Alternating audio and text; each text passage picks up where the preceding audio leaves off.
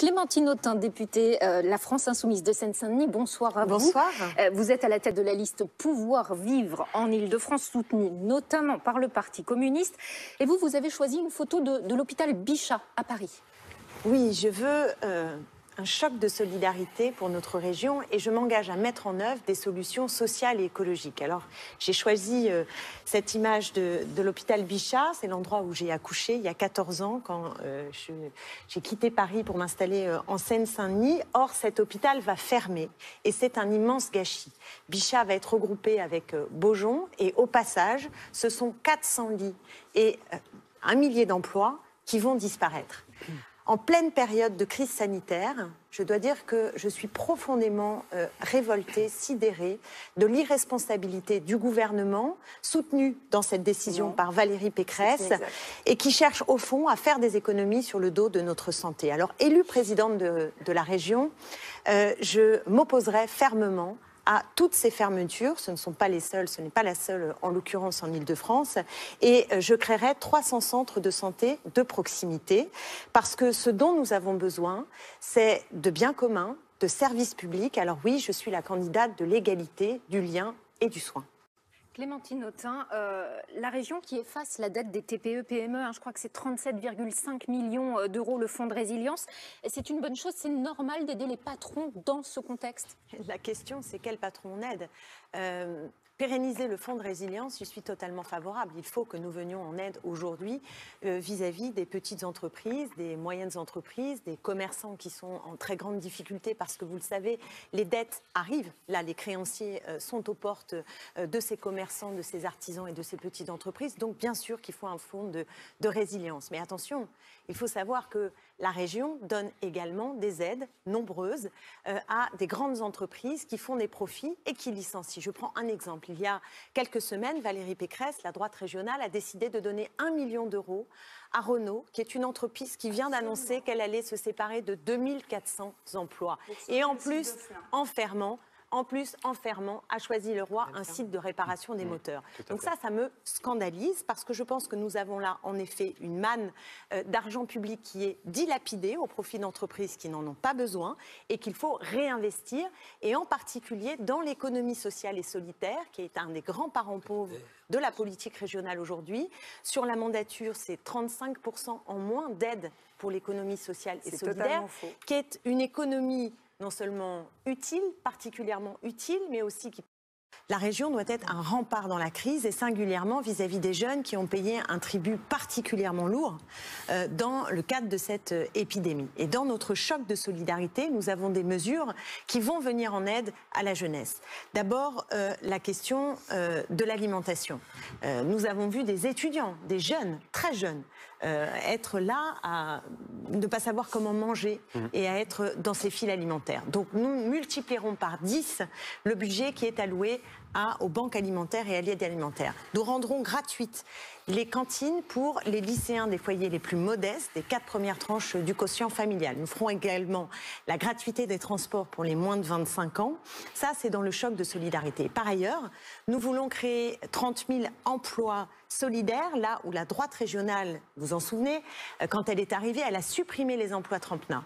Nous voulons des emplois aidés pour justement mettre le pied à l'étrier pour des jeunes et des moins jeunes qui sont peu qualifiés et pour remplir des métiers utiles dont nous avons besoin pour notre transition écologique souhaitée et sociale, des emplois d'aide à domicile, de recyclage, de réparation, de soutien scolaire.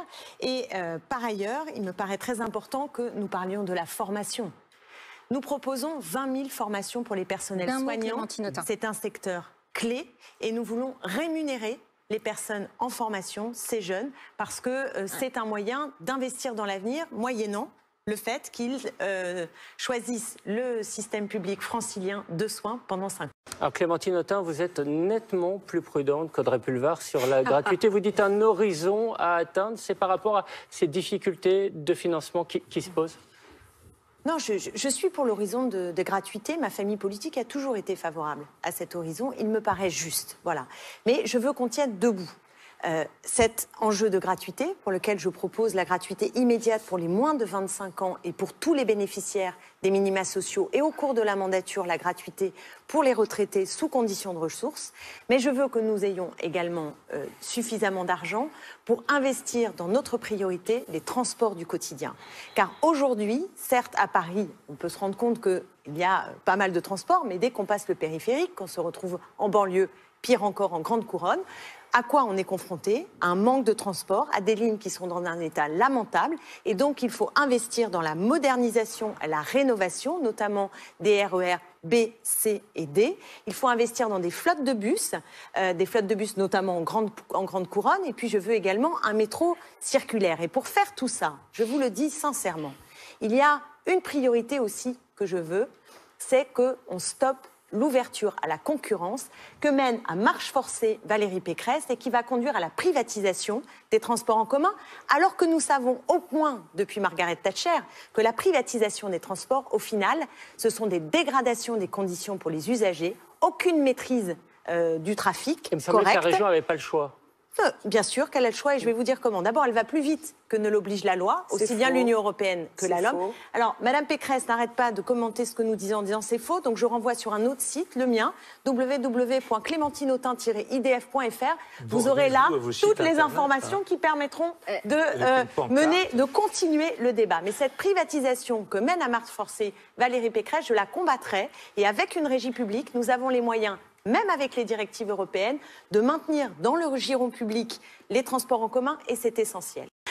Choisir, en matière de moyens, c'est choisir d'investir dans le RER B et non pas de faire ce train pour les riches. C'est un choix de société et Madame Pécresse est toujours du côté de l'attractivité et de la compétitivité et pas des transports du quotidien.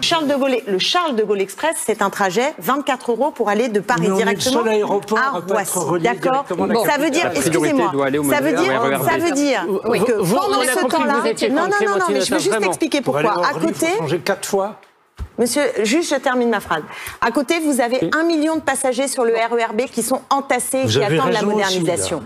Aussi, choisir, en matière de moyens, c'est choisir d'investir dans le RER B et non pas de faire ce train pour les riches. C'est un choix de société et Madame Pécresse est toujours du côté de l'attractivité et de la compétitivité et pas des transports du quotidien. Clémentine Autain, sur la vidéosurveillance, les caméras. Je ne crois pas qu'on va s'en sortir avec des caméras partout. C'est pas vrai, c'est faux, c'est mentir aux Franciliennes et aux Franciliens. Quand vous avez une caméra et que quelqu'un est en train de vous agresser, c'est pas la caméra qui arrête d'agresser. Donc moi, je crois qu'il faut d'abord investir dans l'humain.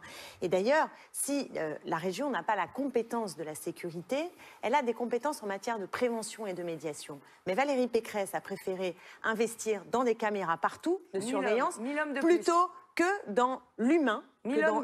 Nous avons besoin d'agents. Pareil dans les lycées, c'est exactement 50% d'hommes de plus. Je peux terminer, Madame Pécresse?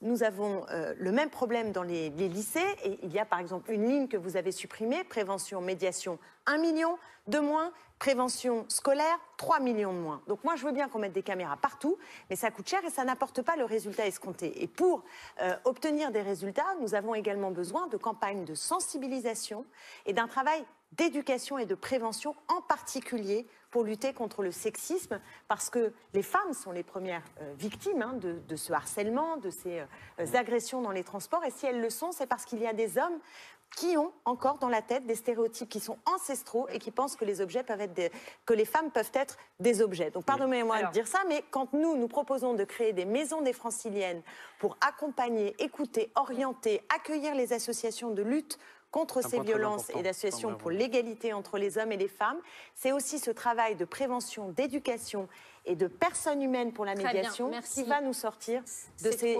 difficultés. Il faut bien se rendre compte que l'enjeu pour l'Île-de-France, c'est aussi de changer en profondeur son modèle de développement.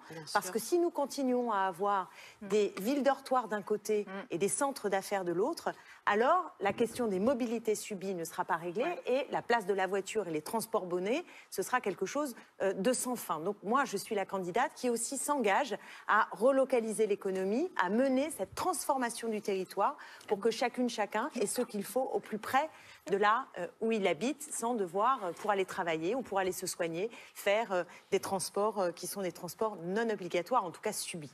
Le choc de solidarité et le changement en profondeur sociale et écologique, c'est ce dont les Franciliennes et les Franciliens ont besoin pour vivre mieux. Il faut que cessent les injustices. Il faut prendre pleinement conscience de la crise climatique. Il faut agir contre les inégalités territoriales. Il faut investir dans la culture et l'éducation. Me placer en tête le 20 juin à gauche, c'est se donner les moyens de mettre fin à la droite régionale. Ma candidature est solide, elle est cohérente. Je suis une femme de conviction, je suis une femme rassembleuse et je suis une femme d'expérience. Et c'est pourquoi il me semble que dans la période que nous traversons, je suis celle qui est la plus à même de créer la dynamique populaire dont nous avons besoin pour leur porter au second tour. Les idées d'extrême droite sont très fortes aujourd'hui. Nous ne sommes pas par temps calme, mais en tempête. Et donc, je vous invite à vous mobiliser. Avec moi, le cap d'une gauche sincère et d'une écologie populaire sera tenu.